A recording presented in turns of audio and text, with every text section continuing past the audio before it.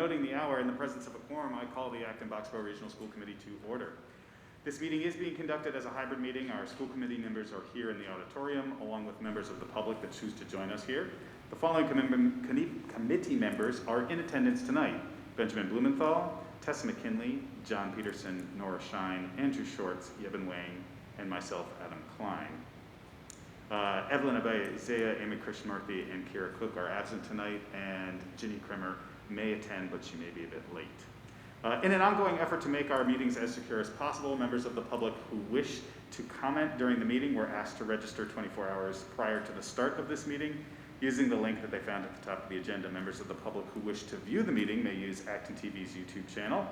This meeting is being recorded and will be posted on the ActonTV's website at actontv.org. Welcome, everybody. Thank you for joining us. Also, welcome back to all of our teachers and staff who started yesterday. Is that correct? Yep. So great to have everybody back and have the schools bustling again. Lastly, I just want to say thank you to everybody here in the committee and then also to the public for all of those members of the public who really actively participated last week as we discussed one of our new policies. It was really great to see the level of discourse and the involvement of the community for that. I was really glad to see that. All right, moving on to the public participation time of the meeting. If anybody is either here in person or pre-registered online who would like to speak on an item that is not on the agenda, they can either raise their hands and they can speak for up to 3 minutes each. We do have 2 attendees on Zoom. If either of you would like to participate, feel free to raise your hands. Oh, hi, Greg. All right, seeing none, we are going to move on to our ongoing business, and I'm going to hand it over to Peter for the school opening update. All right, so hello, everyone. The school opening update, we did quite a lengthy presentation and discussion last week. So the biggest piece, obviously, Adam said we welcomed our teachers back yesterday. It was very exciting, a little different this year than what we might have typically done. Normally we would bring all of our teachers and staff, which is about 1,000 people, into the high school auditorium for about an hour and a half in the morning. We decided we did not want to put the same number of seats in quite that type of a space this year. Last year we did it on Zoom, and in speaking with Mike Balalescu about how we wanted to open, the one thing we said we did not want to do this year was do anything related to Zoom to start our school year. So instead we actually held it outdoors on Leary Field as an alternative. We let people kind of pick their spacing, so some people sat on the hill, some people sat in the end zone, some people sat on the field. It was kind of a nice venue for that. We were able to recognize our new staff for everyone and some of our new administrators. We were able to recognize the staff members who were hitting their 30-year anniversary as well, and we were able to also recognize staff who were earning professional teacher status, which are those staff who are entering their 4th year. So that was exciting as well. It was just a nice way of starting. It was hot, so we tried to keep it brief, and then everyone went back to their schools for the remainder of the day and more professional learning today. So we're all very, very excited to welcome our students back on Monday. We obviously voted the mask policy last week, and we just want to reiterate we are starting the year with requirements for masks indoors for everyone, staff and students, pre-K through 12. The day after we voted the mask policy and went through an extensive community process, the state announced that they were considering a mask mandate as well, which was voted into effect as of Tuesday. So now it is a statewide requirement that all students are masked in schools, at least until October 1st. They want to get students into school, evaluate after a month, see what public health data looks like, and then proceed. The good news is every single element of the state mask mandate mirrors what we put into place. So a requirement that in order for students eventually to remove masks, they would need to be vaccinated, similar for staff. They want to evaluate based on public health data after about a month, which is similar to what we were intending to do. So obviously at elementary school, that means masks are going to be here for quite a while until vaccines are available. And at secondary, we really want to see a significant stretch of time, a few weeks, 2-3 weeks of really good public health numbers in the community and the surrounding region before we start to think about that. With that, what I wanted to do also by having this on the agenda was just open up any remaining questions you might have had from last meeting about how we're opening schools, any COVID protocols, things like that. We wanted to just provide some time for you to ask any questions that are still outstanding for you. Go ahead, Nora. Thank you. I've been hearing a lot of questions from community members, especially I think at the middle school and high school, about time outside. And I know that's really up to the building administration, but I was wondering if you had information that we could share about how they will be able to be outside as much as possible, or if they're eating outside, or just sort of what that looks like. Yeah, so at both the secondary schools, there were outdoor lunch options at both schools. Last year, the junior high had an outdoor lunch option. They're doing the exact same setup this year. They had about half the students chose to eat outside, and that's a significant amount of time. Additionally, we encourage teachers to bring students outside, but if every teacher tried to bring all their students outside, we'd run out of space there as well. So we have to leave it up to some teacher discretion there. At the high school, students also often have a free period in which they're able to get outside, take the masks off, things like that. So, I would venture to say it's anywhere between, truly a half hour and an hour a day, depending on the level where I think probably students would be able to get a mask off. Sure.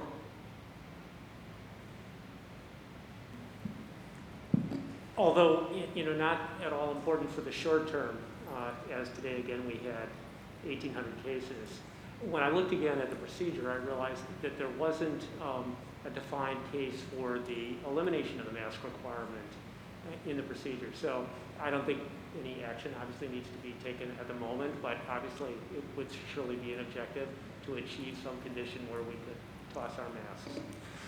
Yeah, that's actually something that's been on my mind even since the last meeting. I'd like to be a little clearer about what we're going to look at. And it doesn't mean that there's any one metric that we're going to look at by being clearer. I think the clarity needs to come in explaining to the community that it's a decision that we'll look at a variety of data, which is local, regional, and statewide data in proportionate order of importance, with obviously local being the most important data we look at. It's also about having a little bit of a duration that we trust that numbers have come to a stable place and come back down, probably toward the area where we were in July, early July and late June from a public health standpoint. And then really at that point, we also need to talk to our medical advisory board about what we're seeing and hear from them about their recommendations as we make any decision. From a committee standpoint, what you should expect to hear is, I come to you every 2 weeks with a superintendent's update. We'll certainly be sharing information about public health numbers, what we're seeing about any type of transmission in our schools, or hopefully the absence of transmission in our schools, as well as kind of where we're at in the decision-making process. So, we'll certainly keep you updated, and as you're aware, or you might not be aware if you're new, whatever we update you on every 2 weeks, we then send out to families the next day, so that what you get, families get as well, as kind of a bi-weekly newsletter out of our district office. So we hope to keep good channels of communication open with you and with our school community as well. But we will update that procedure and bring that back to show you. Hey, thanks again for everything you did last time around, and last week rather, in getting us through the mask mandate process, even to be usurped by our friends in state government. But the last time we went through this, we had a lot of mitigation, and a lot of mitigation due to our distancing and our masking and all of our policies. This time we're mandating masks. We're not doing much about distancing, and I know we don't necessarily have the space inside our buildings, but I'm concerned about, in particular, lunch and snack time, and the individual buildings. Recognizing that you can't do everything, and I know principals are starting to get information out about lunchtime, but in our rooms that have non-vaccinated majorities, our elementary schools, they'll go from 24 kids in a classroom with masks on to 24 kids in a classroom with masks off, eating, and then back to masks on. And the mitigation that happens during that time potentially goes away simply because now you're in a room full of kids who are breathing on each other. Yeah. I'm wondering if you could provide any additional guidance or recommendations, rather, for the students and teachers inside the elementary schools around ways to be able to continue mitigation, even within the snack time area. Yeah, so, I think as I've thought about this, I think I want to go back to, kind of last year in April when we brought, most of our students back into schools. We went from that 6 feet of distance in between students to 3 feet as the two cohorts merged, and we brought some of our remote students back. At that point, we were at about 18 or 19 students in a class, sometimes even 20. So, the idea of how much space between students is kind of an order of magnitude of that. It's not like we're doubling our class sizes. We're not adding, 40% to these classes. What we're doing is we're adding, 3, 4, or maybe a 5th student in some cases. So, the look of the class may be a little bit different, but even in a normal situation, I mean, 3 feet sounds like it's a lot of space, but, Adam and I are, far more than 3 feet apart at this point. So, I think students still are realistically going to be a couple feet apart from each other. It's not like we've gone from a hard and fast limit to nothing, if that makes sense. So I think, a lot of the past history of it is what we're relying on, and the success we had at kind of that really hard and fast 3 feet. We know there was no transmission there. Our cafeterias at lunch in all of the elementary schools are operating at 50% capacity. So, if there was an 8-person table, right now the max we're putting at them is 4 students at a table. With some different options. And I think our administrators are trying to work on a case-by-case basis. Some families are far more concerned about it, some families are far less concerned. And so we're trying to work with, families who are very, very concerned about that and look at different options for kids as well. Yeah, and I have had a chance to see what the new junior high principal has been able to push out. I think it was really great, the communication that he's put in place. I had a chance to speak with the new principal at Douglas and the vice principal at Douglas about how they're doing it, really happy with where they are. My only real concern right now is there a way that we could provide any additional guidance to teachers regarding snack time inside the rooms for K through 6, so that these kids are able to have some kind of rule that they can look at and say, don't eat in front of somebody, or just something along those lines to be able to offer that. Because what I've heard is that because there isn't a guideline coming from the district, there isn't a rule that needs to be in place at all. And having some kind of recommendation, I'm not talking hard and fast, I'm not talking anything with a dire consequence, but some kind of recommendation to be able to say this is something that would work to continue mitigation, I think would be helpful for parents as well as kids inside these environments. Yeah, I think, I don't know if we're going to be able to put something in place for that's going to be enforceable. And one of the things I always think about is if we're going to put a rule in place for something, you have to have a mechanism where you can make sure and guarantee that that's going to be the case every time. I'll be honest, with the number of students we have coming back in, I don't know as though we're going to be able to put like guidelines around there should be X distance between students at lunch or during snack. I'll give it some thought. I just don't want to commit to something that may or may not be actually possible. Yeah. Yep. Peter, I just wanted to have your opinion about do you compare to the last year? Do you think we're in a more challenging situation than last year? Or Can you just repeat that one more time? So compared to the last September, we are in the more challenging situation, or we should be more optimistic? I'm going to actually say I'm a lot more optimistic going into this year than I was into last year. I think, all of the discussions that we were having internally was really bracing for how long do we think we can make it before we're going to need to shut down. Will we make it to, I think, the big internal fear last year was, can we make it to Halloween? And then we made it to Halloween and we said, okay, everyone's going to travel over Thanksgiving. We're certainly going to have to close down after Thanksgiving. And then it was the winter vacation and New Year's. And, it kept kind of getting pushed off. And at each point we thought we were going to have a crisis inside the schools, we didn't. And so, I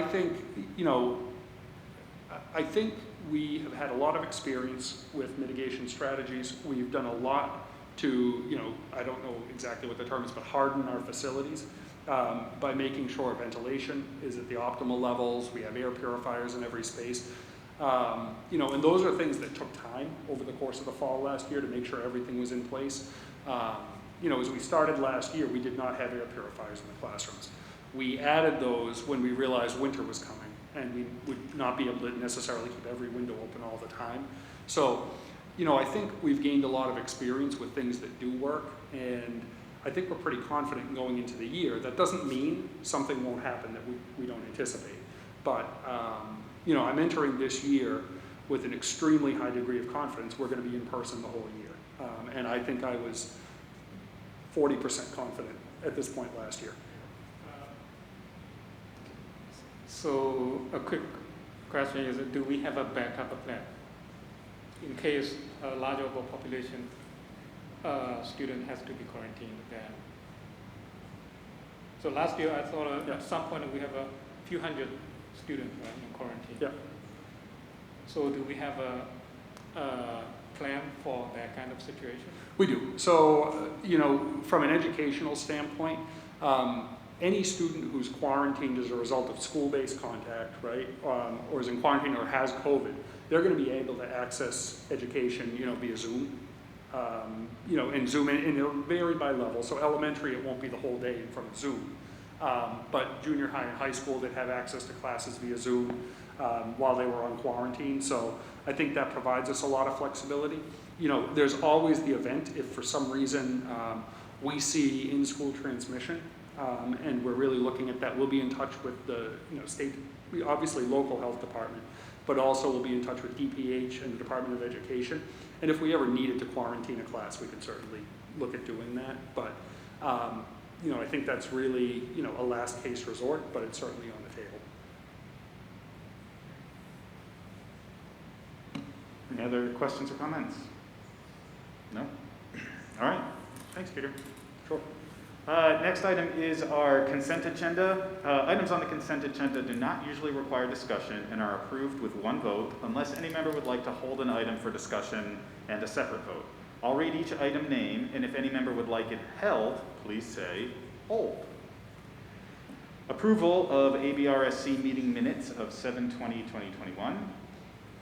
Recommendation to set the impressed balance of the student activity checking accounts for FY22. Approval of change of members of the Other Post-Employment Benefits OPEB Trust Fund Board of Advisors. Recommendation to approve FY22 EDCO Board Member Peter Light and Advisory Member Adam Klein. And recommendation to approve gift of $1,000 from the Massachusetts State Science Fair, Inc. to the ABRHS Sanofi Genzyme grant. Adam, before we hold, can I just make a couple of quick comments on a few of those? Please. All right. So the impressed balance of the student activity account, there's something in your packet. There's a memo in the packet from Dave Vertolino. He's not here today. That's the same balance that it really is every year. That's just a requirement that we have to vote that. But the fund balances haven't changed. There's no recommendation for modification. The OPEB Benefits Trust, the membership of that is stipulated within the actual trust itself, so that has to be the chair of the school committee. So Adam is the one recommended for that. And the EDCO board member, I'm hoping you continue with that because I was voted as the vice chair of EDCO for this year. It's also one where the district superintendent is, you know, I'll make the one comment on EDCO. EDCO is no longer a fully functioning organization at this point. EDCO exists in name only, and the board has to exist for this year. That we initiated termination proceedings for that collaborative last year because it was just not financially viable anymore. So the collaborative has stopped all operations, and the board has to continue for one more year just to finish out the closure process. So I am the vice chair going in for this year for the EDCO collaborative, so hopefully you continue that. And we thought from his advisory member, Adam would make the most sense given kind of the status of the collaborative. So those would be my 3 comments just to share. Move to approve the consent agenda. Okay. John moved, Tessa seconded. All in favor? Aye. Any abstentions? Any? Okay, that's unanimous. Moving on to subcommittee member reports. I think I might need to slow down a bit. The school building naming update. In Amy's absence, I'll report that the committee, the school building naming committee met on Monday night and will be bringing a recommendation to us as the school committee at our next meeting on September 9th. The fun thing we have for tonight is our school building committee update. Peter has some images that he's going to share with us. Take it away, Peter. So I wanted to approach this a little bit differently. I mean, the punchline to all of this is the project continues to be on schedule and under budget. So we'll start there. That makes that piece of it easy. Project is going along very, very well at this point. So what I wanted to do is actually start out with just some photos and a couple of the recent drone images to kind of give you a sense of where the project is going. To me, one of the most exciting elements of this is actually the new West Acton Boardwalk, which is really a feature of this campus. This boardwalk, we had the town inspector on site today taking a look, and we will be turning that over from the contractor to us on Monday morning in time for school to open. So this will be fully accessible beginning next week to all of the residents in the community. It's an absolutely beautiful area. This is an interior view of this, and what is going in around the roof line are some of those bell jar lights that you've seen, so it'll bring just a nice flare to that and some, very, very soft illumination for after hours use. And then this is a view actually from the gate side of the boardwalk. You can see, it's opened up, but just a really, really well done classic look for a covered bridge. So that is one element. In this photo, you're actually now looking at the back of the Gates building, and these are a couple of modulars that were added here on the left, and we added temporary parking for the Gates staff over the geothermal wells. So under this whole parking area, there were geothermal wells. That's probably housing 30% of the geothermal wells for the new building. We can put temporary parking over that. This is in process. We're examining putting a binder coat because we had some wet weather and this got incredibly muddy. We actually think even if and this is something we'll be talking about, through the building project, but we want to make sure this is useful because it would be very expensive to have to shuttle staff from off-site every day. Not only in terms of the actual cost of running the shuttles, but in terms of lost productivity for the teaching staff. So that's something we're looking at, but we did create temporary parking. This is also kind of a neat picture. This is the first kind of big finished facade that you're seeing now. So we're certainly making progress on that. I think overall will probably look like it's a fully enclosed building early winter, in the first half of the winter. So that's an exciting milestone for the building project. What you're looking right now is the gym area on the first floor, kind of coming in from the Arlington Street extension into the Gates site. This is above that. They're now finishing off the second floor above and third floor above the gymnasium. So that is also in progress. They're also continuing with exterior insulation on the building, and that is work in progress. This is off on the picture on the left is off the Arlington Street extension. The picture on the right is right next to the Gates building, and you can see just how close construction is to Gates. Interior work is moving along very quickly as well. So interior classrooms are getting framed out at this point. We're also, you can see above, we are beginning to hang plumbing fixtures, mechanical and electrical are also being installed. And this is the look into one of our classrooms. You can see the doorway, a couple of windows also looking into the classroom to get plenty of light into the classrooms and corridors. Another view of the interior of the building, just to show you how quickly things are moving along inside. This is overlooking the library on the second and third floor. If you remember, there's that oval kind of look to the library. And then the learning commons would be down below on the first floor. I also wanted to take an opportunity and show you, see if I can, this is probably a pretty good drone image to show you. So a couple of things about the site that's very important. And I don't think, well, you can see my mouse a little bit. But the back area is that temporary parking that we've talked about. This out front, the bus loop is now paved and complete.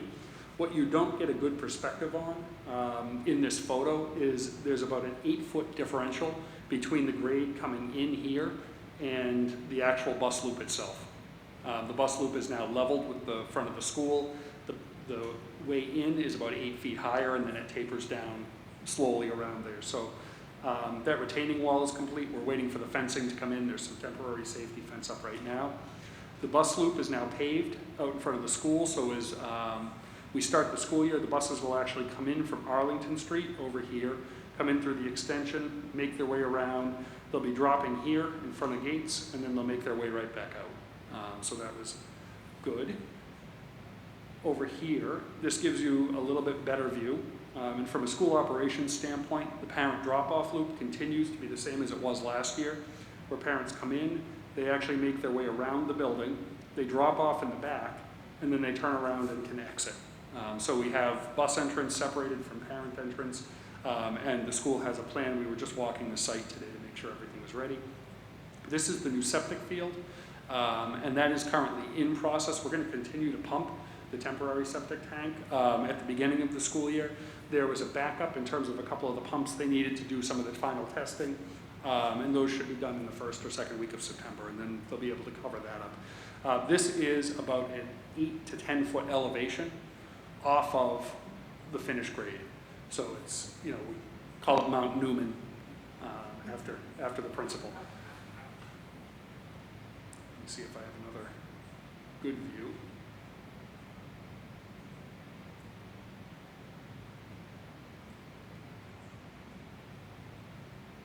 This is kind of a back view. So you can see over here, this is that boardwalk length is now complete. This is a little bit drier now, thankfully, after a few finally dry days of weather. And you can just kind of see where the building project is at in terms of framing and completing work around the site. If you have not gotten a good look at the building project, remember the Douglas School is going to end up occupying the 3rd floor of the building.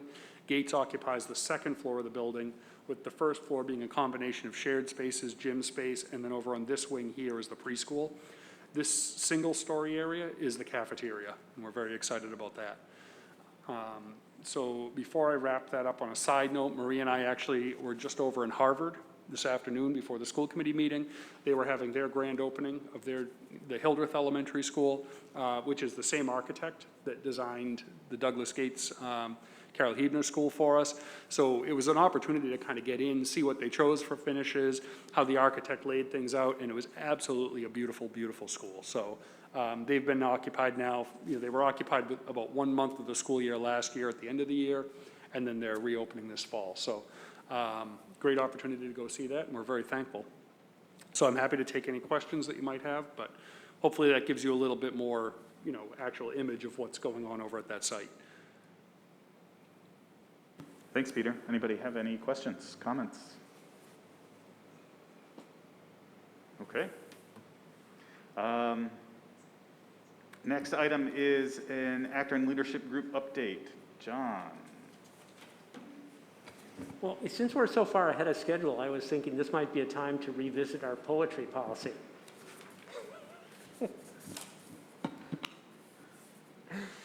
The Acton Leadership Group met this morning with Kira and myself as school committee representatives. Both the schools and the town unofficially reported essentially no net use of reserves. That would be E&D on the school side and free cash on the town side for FY21. Peter noted that reserves associated with various ABRSD operating funds were significantly reduced in FY21. He also noted that the result would have been substantially negative if federal grants had not covered COVID-related expenses. Although the ALG plan already includes an expense projection for FY22, this is not based on an informed review of the budget. It's just a simple percent multiplier of last year's budget. On the revenue side, the current assumption is that Acton will tax to the levy limit. The use of the ARPA funds will be a standing item on the ALG agenda. The last thing, and importantly, the ALG discussed the possibility of moving Acton Town Meeting to align with Boxborough Town Meeting. The advantages include an additional 5 to 6 weeks to prepare for the first ABRSD budget vote, an additional month of actual expense data, an additional month of state budget data, and additional time for the Acton Health Insurance Trust to set rates. Marie noted that Acton has historically had one of the earliest town meetings. Operationally, aligning the town meetings would more efficiently use ABRSD administrative time in preparing town meeting presentations and budgets. The Acton Select Board will discuss the merits of moving Acton Town Meeting to mid-May. And since David's in the audience, if he would like to comment, I think we should invite him to do so.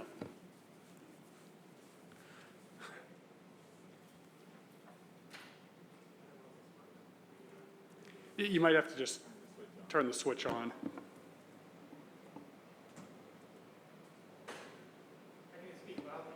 I don't have any comment assessing things about town meeting was on the select board's goals for this year already, and so we're planning on doing that. I'm happy to answer any questions, but we haven't discussed it yet as a board. Great. Thank you, David. Can I just elaborate on a couple of points Please. that John made? We did not want to do a budget presentation tonight because Dave has been on vacation the last 2 weeks. So your next school committee meeting, you'll actually hear the year-end report, and he'll be available to answer questions on that. But just to give you some really high overarching pictures, when the year played itself out, we are going to turn back just about $1.2 million to excess and deficiency, which is probably within about $5,000 or $10,000 of what we're planning to use in the coming year. So that's when John said the revenues are flat in terms of excess and deficiency. That's what he was referring to. The revenue projections last year were pretty much right on. I think we were within $70,000 on a $100 million budget. So that was pretty much flat or slightly to the good. We made up the rest of the 1.2 million really through about $350,000 of the contingency that we had set aside in last year's budget for COVID-related items is getting returned, and the rest of it was just other areas of the budget where we were able to realize some savings, whether it was personnel or materials and services, things like that. So overall, pretty good news. By returning 1.2 million, it keeps kind of the E&D balance pretty consistent with where it has been, at least for the last year. I will note that's below the committee's recommended level as set in the policy. So that's certainly something that we're going to want to talk about as we enter this budget cycle. The other piece that John mentioned that is very significant to us to be thinking about is really thinking about our revolving fund balances, community education in particular. And our extended day program took a significant hit last year by not being able to operate fully. Similarly, food services took a hit, although we were able to work with the two towns to get some federal aid for that. All-day kindergarten also took a real hit last year because we didn't charge the tuition because we really weren't offering a true, full-day program. We just didn't feel it was right. So, those fund balances are giving us a little anxiety at this point of the year to be thinking about what we're going to do with those long term, and that will be another point of discussion that we have with you as we proceed. But I wanted you to at least have pretty much the same information that we shared with ALG. In a typical process, we actually share the information with you first, and then we share it with ALG. But where we were giving kind of year-end updates, it made sense to kind of share the high-level information at both places. Great. Thanks, Peter. Next item is the FY22 Assignments and Liaisons. I think I've spoken with almost everybody, and in our next meeting, I will present a memo with the committee assignments and also a request for us to create a new subcommittee of the school committee, which will be a community engagement subcommittee. So thank you to everyone who sent in their requests and who worked with me to get this put together. And like I said, we'll present the official assignments at our next meeting. All right. Statements of warrants and recommendation to approve. If everyone has reviewed the warrants, I would welcome someone to read the motion for the warrants that is in our packet.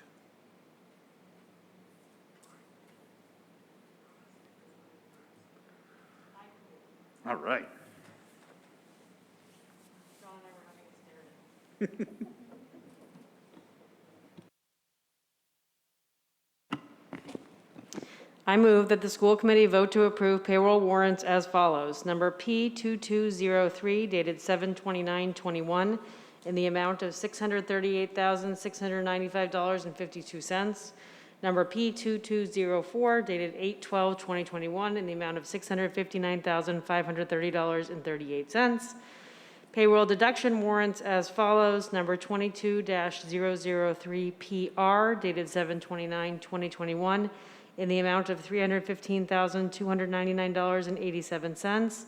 Number 22-004 PR dated 8/12/2021 in the amount of $135,777.98.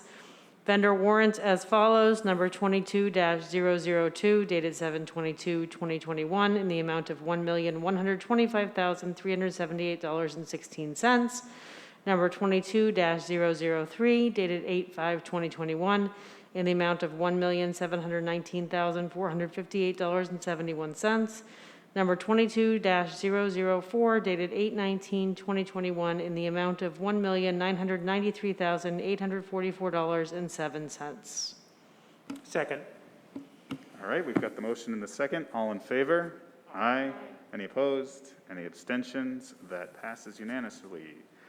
Is there anything in the FYI, Peter, that you would like to share?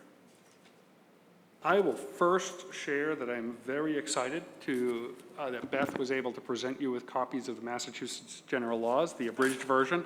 If you're new, one of the traditions we have is at next meeting, we will quiz you at random on, we try to really just nail those down.